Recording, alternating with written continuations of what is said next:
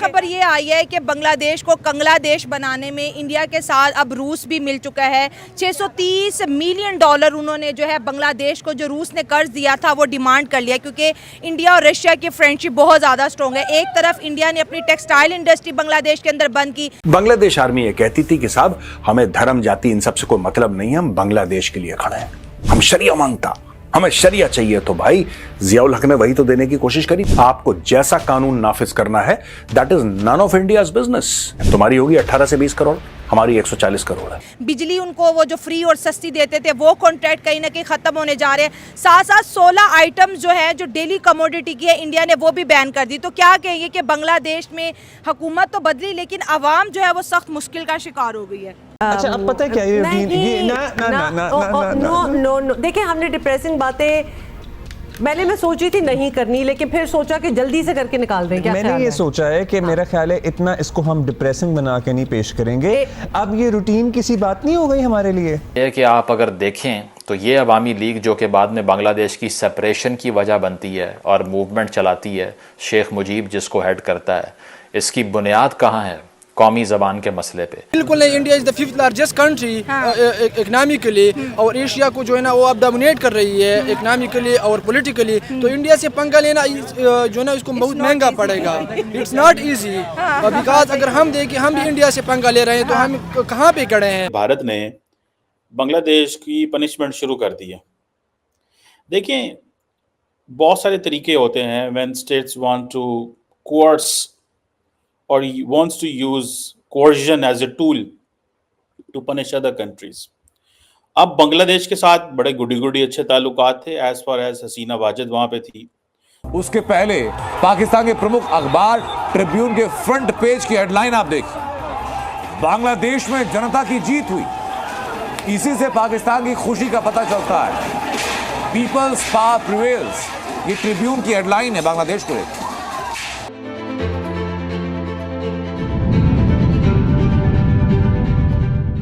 देखिए, किसी भी मुल्क हो, चाहे हमारा मुल्क है पाकिस्तान है, चाहे इंडिया है, कोई भी मुल्क है ना, जब तक आवाम ठीक नहीं होगी ना तो कुछ भी निज़ाम ठीक नहीं होगा। अगर किसी मुल्क में थोड़ा बहुत मसला आ जाता है, अगर आ भी गया, तो ये तरीका तो नहीं था कि आप इतनी तोड़ फोड़ करो, इतने बंदे मार दो, अपने वज़ीर आज़म को निकाल दो।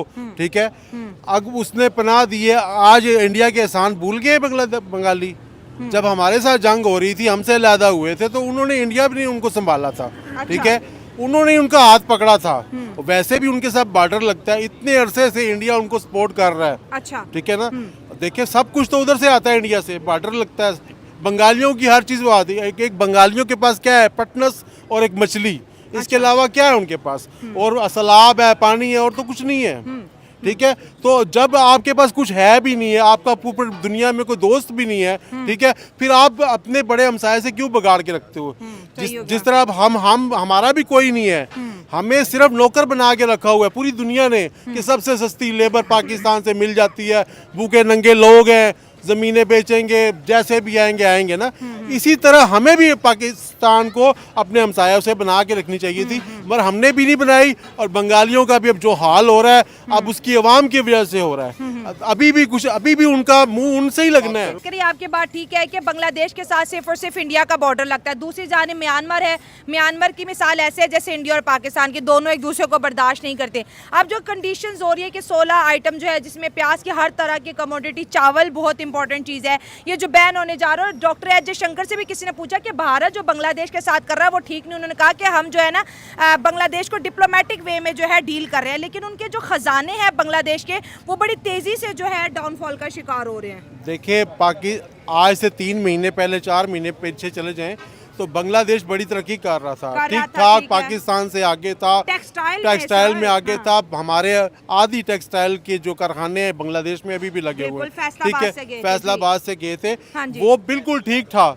जब अब देखें ना, पाकिस्तान का भी यही मसला है, ज़रा सी कोई मतलब शरारत होती है, ज़रा सा कोई आवाम को दुख पहुंचता है तो उसको उल्टा कर देते हैं हुकूमत को। अगर उसको ना, हसीना वाजिद के एहसान भी तो बहुत है ना, कहाँ पे उसने पहुँचाया अकेली लड़की ने, बेचारी ने। नहीं, हसीना वाजिद को कहते थे ये तो मोदी की पपेट है, इसलिए इसको हटाया है। नहीं, पपेट नहीं है। देखें, एक कोई कानून है उनका, कोई तरीक़ेकार था। ये हम जो है ना रोना याद रखते हैं, हंसना याद नहीं रखते हम लोग।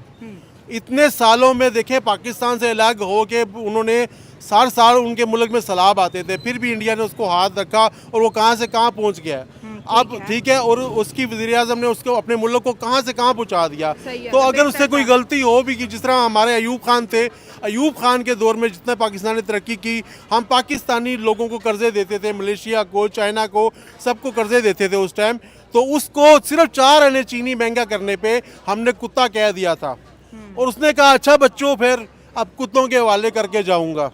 उसने उसी दिन इस्तीफा दिया है। यकीन करें आज ये सारी कौम जो हम सजा काट रहे हैं ना, उसके बाद कोई तरक्की नहीं हुई। ये इसी की चीज़ की काट रहे हैं कि सिर्फ 4 आने चीनी महंगी पे हमने उसको कुत्ता खाया। वो गैरतमंद था, उसने शाम को कप तोड़ा अपना, उसने कहा ये कुत्ते ने पी है, अब इसमें कोई चाय नहीं पिएगा। उसने इस्तीफा दे दिया। फिर उसने कहा अच्छा बच्चों अब तुम्हें मतलब यहिया खान के हवाले करके गया, जुल्फ़िकार अली भट्टो के जो जानी शराबी थे दोनों, उनके हवाले हम करके गए।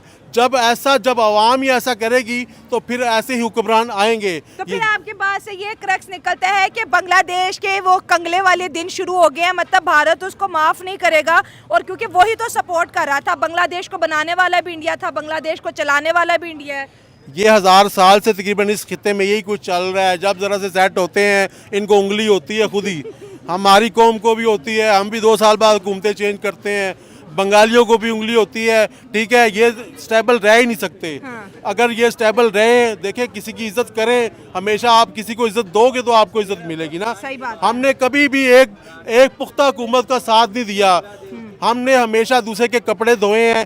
ठीक है, कोई हुकूमत आती है तो पिछले पर ब्लेम डालती है, भाई उसको टाइम मिला है तो उसको टाइम पूरा दो, उसका देखो तो सही 5 साल बाद वो करता क्या है, उसके बाद बात करो ना।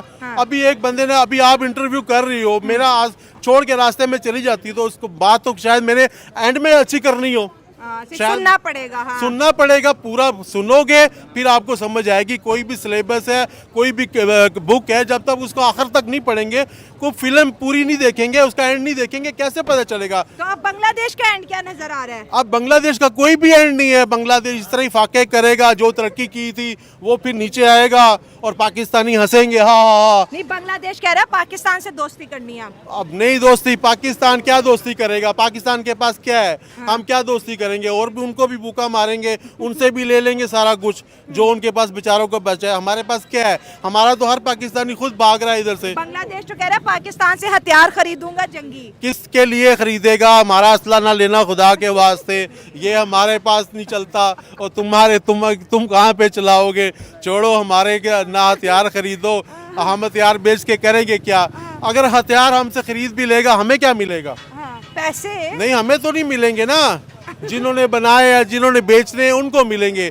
पाकिस्तान इस टाइम बहुत इंडस्ट्री बना भी रहा है, बहुत सी चीज़ों में अप है, मगर क्या हमें वो चीज़ें मिलती हैं?